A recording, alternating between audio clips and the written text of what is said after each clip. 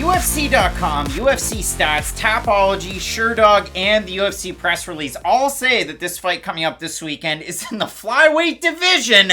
We have danger, high voltage, Gina Mazany taking on the Shanimal, Shanna Young. Do not like that nickname, but it is one that exists out of the fighter representing Knoxville Martial Arts Academy. You know them for the Kings, husband and wife. You know them for Ovin St. Preux. It's a very diverse gym in that regard, but a fellow UFC competitor is Shanna Young. And if you do look at it, UFC's record and the record that I have in front of you on the screen, or if you're listening to, Apple Podcasts or Spotify, just take me at my word that it's on the screen. But it might be a little different. The UFC might tend to include that one-round fight that she won in the Invicta Phoenix Series Rising number 2 as a dub, but I don't because it was a one-round fight. But Matt, for Shanna Young, it's been a weird road. I mean, she loses to Sarah Alpar on Dana White's Contender Series by finish. She wins a fight with Invicta over a fighter that you might know, you might love. It was Maiju Suotama. She gets that win by decision.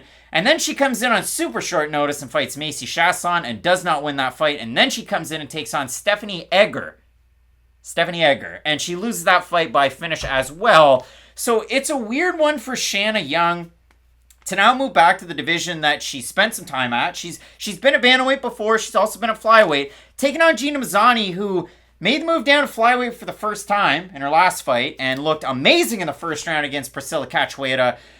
And then Zombie Girl, took on a tired Gina Mazany in the second round, and then Gina Mazany's striking defense didn't exist anymore, and Priscilla Cachoeira pounded away. Now, she didn't get a purple belt, she didn't get a black belt for it, she didn't get an Oscar award ceremony speech, but that was really surprising that Mazany fell off that cliff from the first to second round, and now it really leaves a lot of questions, because Mazany's somebody that, in her second stint in the UFC, between first stint and second stint, she took a fight with King of the Cage at lightweight. So, Gina Mazany at flyweight, I get it. You look on Instagram, absolutely shredded. Not an ounce of fat on Gina Mazany, so it's weird. It really is.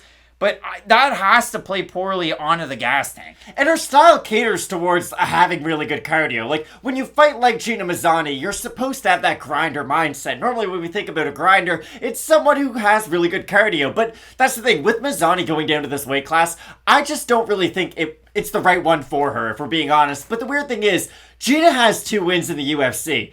It's Wu Yanan and Rachel Ostovich.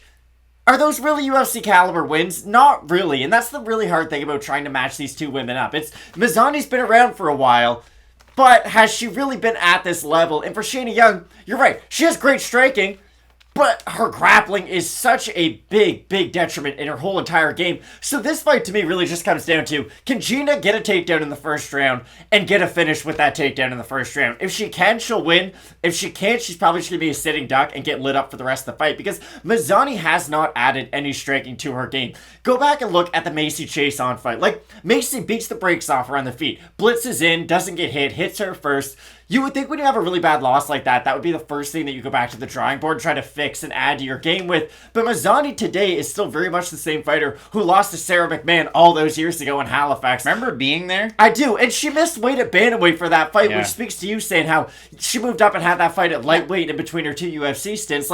No one knows what the right weight class for Mazany is. Now, I should make a slight correction and say that she comes back to the UFC off the lightweight fight against Valerie Burney back at King of the Cage Golden Fights in 2020, takes on Julia Avila that June, loses that fight in 22 seconds, then moves down to 125, absolutely drubs Rachel Ostovich at 125 pounds, then about 6 months later takes on Zombie Girl, and the cardio is not there. For Shanna Young, former King of the Cage, bantamweight champion, so she does have that, a win over Pam Bam Sorensen as a title defense there.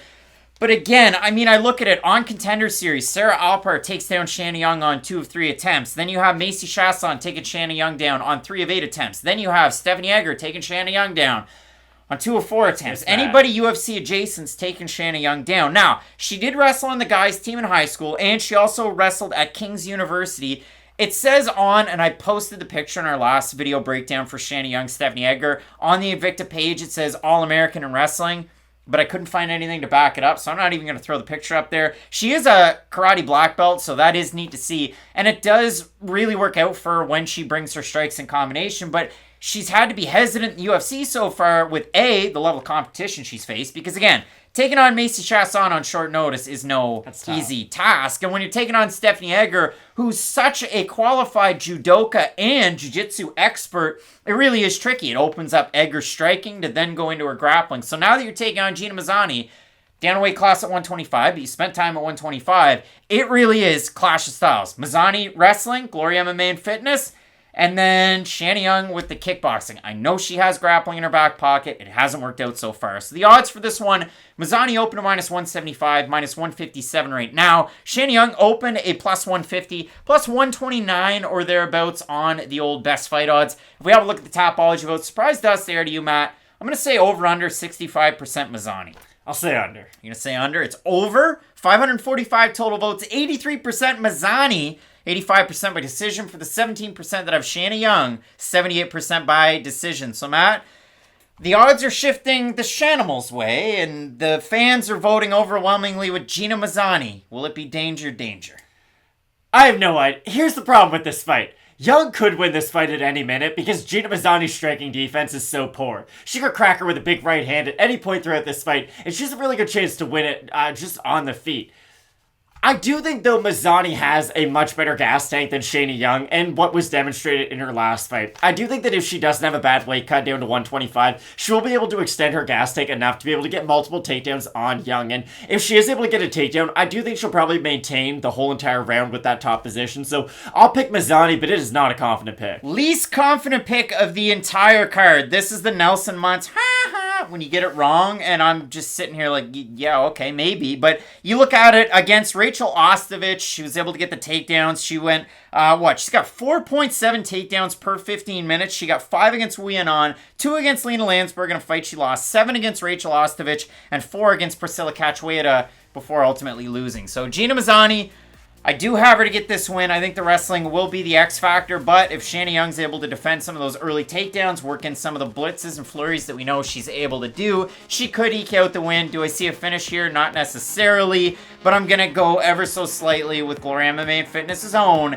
Gina Mazany to get the win. So, Matt, both of us going with Mazany out of Alaska to get that dub. And we get some big time fights coming up this weekend. Alexandr Romanov taking on Chase Sherman. And in the main event, Rob Font taking on Marlon Vera. Keep locked in with Fight Night Picks. We always say, let's get into it.